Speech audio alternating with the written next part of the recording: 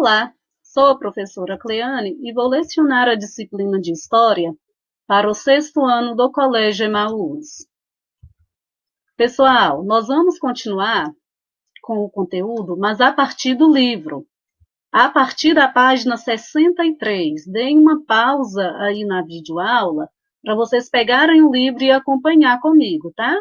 Nós vamos estudar nessa unidade, pessoal, alguns povos que se desenvolveram ao norte e ao nordeste do continente africano e alguns povos do Oriente Médio. Inicialmente, nós vamos estudar sobre os egípcios, a antiga civilização egípcia. Lembrando, pessoal, que esses povos que viveram nessa antiga civilização eram completamente diferentes dos egípcios de hoje, tá? Dos povos que moram no Egito. Assim como em outras partes do mundo, né, pessoal, diversos grupos humanos deixaram o nomadismo para viver o sedentarismo. E grandes partes desses grupos humanos, eles se sedentarizaram às margens de alguns rios, que possuíam terras mais férteis. Vamos relembrar o que são os termos nômades e sedentários. Nômades são aquelas pessoas que estão se deslocando constantemente à procura de alimento, à procura de melhores condições de vida. E sedentários são aquelas pessoas que se fixam em um determinado local, que não se deslocam mais nessa intensidade. Esses povos, eles se tornaram sedentários, o que permitiu esses povos, o sedentarismo, gente, foi a prática da agricultura e a domesticação de animais, como nós já vimos anteriormente, quando estudamos a pré-história. Nós vimos que o sedentarismo ele começou lá no Neolítico, lembram disso? Que no Neolítico, esses povos eles desenvolveram o domínio da agricultura, o domínio da produção agrícola, né, técnicas da produção agrícola, e a domesticação de alguns animais. E isso foi primordial para que eles deixassem de ser nômades. Os reinos mais antigos do continente africano vão surgir no final do Neolítico. Lembra que nós estudamos na Idade das Pedras, na Idade dos Metais, né? Que essas sociedades já possuíam uma organização mais complexa, já possuíam uma hierarquia social, inclusive, já eram sociedades que já se dividiam em classes. Então, nós vamos estudar como essas sociedades elas se formaram. África, origem da humanidade. Nós sabemos, né, que os primeiros grupos humanos eles surgiram no continente africano e posteriormente eles foram migrando para o restante do planeta. Nós vimos que esses povos eles demoraram milhões de anos para povoar o restante do planeta também. O continente africano, pessoal, ele passou por imensas mudanças climáticas. E essas alterações climáticas causaram uma grande transformação na paisagem. Essa paisagem do continente africano hoje ela é extremamente diversificada, como nós podemos analisar aqui pelo mapa. Inclusive, o maior deserto do mundo está localizado no continente africano. É o deserto do Saara. Eu quero chamar a atenção de vocês aqui para o Rio Nilo. Os egípcios, a sociedade egípcia, ela vai surgir aqui às margens do Rio Nilo. A gente tem que lembrar que essa região era uma região extremamente desértica, né? E o rio, ele foi fundamental para que essas comunidades agrícolas se desenvolvessem e, posteriormente, formassem a civilização egípcia. Vamos entender um pouquinho como que isso aconteceu. Neste mapa eu trouxe para vocês o mapa do continente africano e a localização do Egito. O Egito ele está localizado, gente, ao norte do continente africano, tá bem? Observem aqui a ligação do Egito com o Mar Mediterrâneo e com o Mar Vermelho.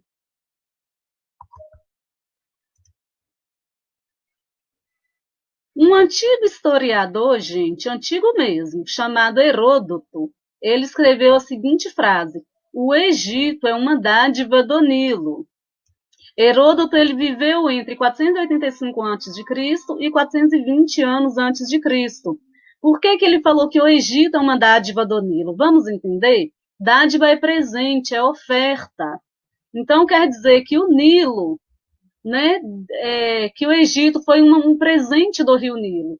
Por que que ele quis dizer isso? Lembra que eu falei para vocês que quando as sociedades elas começaram a se sedentarizar, isso aconteceu próximo aos cursos de água, próximo às margens dos rios, porque eram regiões férteis e que permitiam o desenvolvimento da agricultura. No Nilo, tem um fenômeno que chama-se as cheias do Nilo. Quando acontece as cheias do Nilo, o rio ele vai transbordar e vai ocupar as margens. Quando o rio transborda e ocupa as margens, vai trazer nutrientes para essas margens. Na época de seca, quando passa o período das cheias, a água ela volta ao seu leito normal e as margens elas vão estar extremamente férteis por conta do humus. O humus é um adubo natural composto principalmente de restos de vegetais em decomposição. Então, o Rio Nilo ele foi muito importante para o surgimento dos povos egípcios. Inclusive, gente, é no Egito que se tem conhecimento sobre a formação das primeiras formas de Estado. Vamos entender o que é Estado. O Estado, gente, ele tem vários significados. Quando o Estado ele é com letra maiúscula, né, é maiúsculo, quer dizer uma organização centralizada que exerce poder sobre uma determinada região ou território. Essa região pode ser uma cidade, pode ser um país, pode ser um reino, pode ser um império. Os primeiros estados eles surgiram há muito tempo e em diversas regiões do mundo. O Estado, gente, ele vai ser responsável pela administração desse império, deste reino, pela organização, é, pela cobrança de tributos, dentre outras atividades. A palavra civilização, ela se refere ao conjunto de produções de uma sociedade. Podem ser produções materiais ou podem ser produções culturais. Poesia, dança, música. A, a palavra civilização, pessoal, ela vai derivar também do verbo civilizar. Civilizar, gente, significa educar. Quando a gente fala a palavra civilizar, a gente tem que pensar no contexto desse verbo, porque essa palavra ela pode denotar a outros povos inferioridade. Quando esse termo ele surgiu na França com um sentido de superioridade, ou seja, as pessoas não civilizadas eram pessoas selvagens. E esse termo ele foi muito usado, inclusive, aqui no Brasil. Quando os portugueses chegaram aqui na terra que hoje pertence ao Brasil, os portugueses tinham a ideia de civilizar os indígenas. Esses portugueses consideravam os indígenas selvagens, mas essa é uma ideia completamente errada, porque as civilizações elas vão surgindo foram surgindo ao longo do tempo, cada uma com seu hábito, cada uma com sua cultura, cada uma à sua maneira. E também essas civilizações elas foram surgindo e se desenvolvendo de acordo com as condições do meio ambiente, com as condições que o ambiente propiciava. Nesse mapa, Rio Nilo, nós temos aqui mostrando, né, as áreas férteis deste Rio Nilo. E eu quero chamar a atenção para vocês, prestem atenção aqui no Baixo Egito, onde que está localizado o Baixo Egito e onde que está localizado o Alto Egito. Por quê? Esse Baixo Egito e Alto Egito são dois reinos que vão surgir a partir das comunidades agrícolas que vão se formar nessas regiões. Aqui está mostrando para a gente o processo de fertilização provocado pelas cheias do Nilo, principalmente aqui no delta, gente, quando o rio Nilo ele deságua do mar Mediterrâneo. O delta do Nilo é a região em que o rio se divide em vários braços para desaguar no mar Mediterrâneo, formando um triângulo. Os nomos foram as primeiras comunidades agrícolas que se desenvolveram às margens do rio Nilo. A gente tem que entender que essa região, elas vão sofrendo transformações ambientais. Então, o clima e a vegetação dessa região eram completamente diferentes do que é hoje. Essas áreas que hoje fazem parte de desertos eram verdes, abrigavam animais como elefantes, girafas, avestruzes, antílopes, por exemplo. E tais características, tais condições naturais vai atrair grupos humanos, desde a época do Paleolítico. Assim, os núcleos urbanos humanos, né, no Neolítico passaram a cultivar grãos, criar gados e a organizar as primeiras comunidades agrícolas chamadas de nomos, e isso vai acontecer em torno do Rio Nilo. Essas aldeias, gente, elas eram autônomas, eram várias aldeias independentes, cada uma com uma forma de organização. Só que essas aldeias, elas vão começar a crescer, a população vai aumentar muito. A produção também, a produção agrícola também vai precisar aumentar para ter alimento para todo mundo. Com isso, vai haver um excedente, vai haver uma população grande. Então, é preciso alguém para organizar, alguém para administrar essas comunidades agrícolas. É o que nós vamos ver agora, como que vai surgir o Baixo Egito e o Alto Egito. Esses povos também, eles vão descobrir técnicas de irrigação. O que é isso? Eles vão descobrir que eles podem levar água para regiões mais distantes da margem do Rio Nilo. Por quê? Porque as margens do Rio Nilo, quando estiverem ocupadas por plantações, essas comunidades locais vão poder desenvolver outras plantações um pouco mais distante das margens. Eles vão desenvolver técnicas de irrigação, eles vão aprender a construir diques. Na agricultura, predominava o cultivo de trigo, cevada, algodão, papiro e linho. Os egípcios também, eles dedicavam-se à criação de animais, como cabras, carneiros, gansos e a pesca. Nessa época, eles já realizavam comércio entre eles e comércio com outros povos também. A gente tem que lembrar, pessoal, que foi os egípcios que desenvolveram uma forma de escrita. A primeira forma de escrita ela foi desenvolvida pelos sumérios, na antiga Mesopotâmia, né? Essa forma de escrita é a cuneiforme. Paralelamente ao desenvolvimento da escrita cuneiforme, os egípcios desenvolveram a escrita em hieróglifos. Esse tipo de escrita é uma escrita pictográfica. O que quer dizer isso? É em símbolos. Cada símbolo vai representar uma mensagem, uma ideia. Então, o desenvolvimento da folha de papiro foi extremamente importante para os egípcios. Eles já tinham desenvolvido a escrita. Então, eles desenvolveram um local para registrar as informações, que foi a folha de papiro. O papiro, gente, a planta papiro era uma planta muito abundante nas margens do Rio Nilo. Como que essa folha de papiro ela era preparada? Retira-se a casca verde do caule. O que sobra do caule, eles vão cortar em tiras. Essas tiras elas são dispostas no sentido vertical e no sentido horizontal. E são marteladas, né, para firmar essas tiras. Posteriormente, vai usar uma pedra para alisar essas tiras, para deixar elas com a superfície lisa. E assim vai surgir a folha de papiro. Com o desenvolvimento da folha de papiro foi quando os egípcios eles foram aprimorando a sua forma de escrita.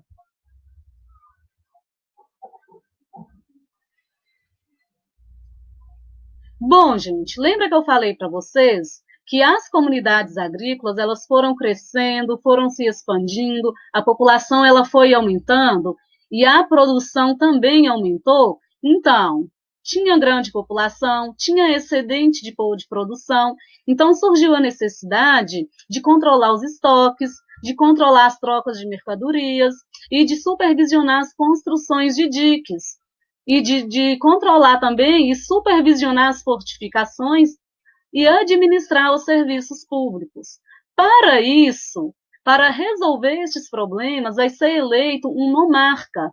É nomarca. O nomarca é o líder do nomo, né? Então, esse nomarca ele vai passar a chefiar estes nomos. Então, por volta de 3.500 anos antes de Cristo, os nomos do norte, eles vão se unir e vão formar o reino do Baixo Egito. Então, as comunidades agrícolas do Baixo Egito vão ter apenas uma liderança. Elas que eram independentes vão ter agora apenas um líder.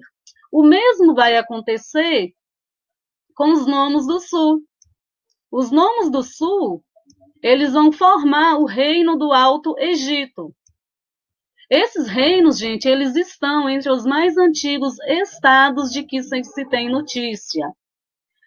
Mais à frente, esses dois reinos eles vão ser unificados. Quando esses reinos são unificados, em 3.200 anos antes de Cristo, por um chefe do Alto Egito chamado Narmé ou Menés.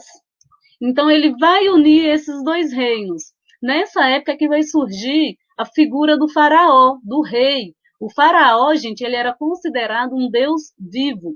Ele era extremamente importante para essa sociedade. Quando é criado o Estado egípcio, né, com a união do Alto Egito e o Baixo Egito, vai surgir um Estado forte e sobre esse faraó vão estar 42 nomos subordinados ao governo central. Os nomarcas, eles vão tornar-se representantes locais do faraó. Lembrando que os nomarcas, gente, eles eram os líderes dos nomos. Quando há a unificação dos dois reinos, Baixo Egito e Alto Egito, os nomarcas eles vão se subordinar ao faraó. Os egípcios estabeleceu então uma monarquia teocrática, ou seja, o faraó ele vai possuir poder político e poder religioso. Quando o faraó ele morre, ele é sucedido por um membro da família, tá, gente? Observem aqui as coroas. Essa coroa branca, ela representa a coroa do Alto Egito, antes da unificação. A coroa vermelha, o nomarca do Baixo Egito. A coroa branca com vermelho já simboliza a união dos dois reinos. Como que era organizada a sociedade egípcia, gente? A sociedade egípcia, ela era organizada de forma que no topo da sociedade estava o faraó, o rei e a sua família, como a gente pode observar através dessa pirâmide. A pirâmide, gente, essa forma de pirâmide, a gente faz a análise de cima para baixo, ou de baixo para cima, mas o que a gente precisa entender é que no topo dessa pirâmide vai estar a figura mais importante da sociedade. E à medida que vai descendo, vai havendo uma mudança de classe, até chegar na base dessa pirâmide, onde estão as pessoas com menor representatividade, com menor importância social. A seguir, né, a ser seguido pelo faraó, vinham os sacerdotes, os funcionários do Estado, que eram os burocratas, né? E logo abaixo os militares. Qual que é a importância dos militares, gente? Eles eram importantes para proteger o reino, né? Para fazer a proteção dessa sociedade e para proteger, inclusive, o faraó. Na base estão os camponeses e os escravos. Os escribas, gente, foram uma figura extremamente importante, porque os escribas eles eram responsáveis por fiscalizar a administração e registrar por escrito o valor dos impostos recolhidos e a quantidade de alimentos estocados. Os escribas eles estão aqui na parte dos burocratas, tá? Os sacerdotes, eles tinham como função interpretar desejos dos deuses e cuidar dos cultos. Eles recebiam tributos e tinham isenção de impostos. Devido a isso, né, pessoal, eles não pagavam impostos e eles recebiam tributos, eles formaram o grupo mais rico e mais influente do Egito. Eles não tinham gastos e eles recebiam para exercer a função que eles exerciam. Os camponeses, eles eram conhecidos como felás e eram obrigados a pagar tributos com trabalhos forçados e estavam sujeitos a castigos impostos por funcionários. Os escravos, gente, geralmente eram pessoas que eram prisioneiros de guerras, prisioneiros de conflitos, que se tornavam escravos. Eles não constituíam nessa época um número muito grande. Escravo quer dizer que pertence a outra pessoa, quer dizer que a pessoa ela não tem autonomia sobre a sua vida, ela não tem independência sobre a sua vida. Quer dizer que a pessoa ela não é dona de si mesma, ela pertence a outra pessoa. Esse escravo ele podia ser vendido, alugado, doado. Essa é uma prática, gente, que variou bastante de acordo com região para região e que hoje é uma prática inaceitável, é uma prática proibida por leis. Esse tipo de prática, a escravidão, tem sido combatido por séculos, né? Para que não degrade a condição humana da pessoa. Apesar, gente, desse combate intenso, né? E de haver leis que proíbam essa prática, existem trabalhadores que ainda estão sob condições escravas, condições análogas à escravidão. Em muitos lugares, essas pessoas elas não têm condições dignas de trabalho, elas não recebem uma boa remuneração. Elas vivem em moradias precárias e recebem salários extremamente baixos. Essa é uma prática que tem que ser combatida e que vem sendo combatida assim, com muita força, mas ainda é preciso muito trabalho para evitar esse tipo de prática na sociedade. Finalizamos, por enquanto, essa aula. Como atividade, vocês vão fazer essa página 69. Pessoal, anotem as informações mais importantes no caderno. É muita informação, são muitos detalhes, tá? E se for preciso, assistam novamente essa videoaula, vão dando pausa e façam as atividades com muita atenção. Fazer a página 69, como eu havia falado para vocês. Até a próxima aula, bons estudos e lembrem-se, juntos no caminho certo.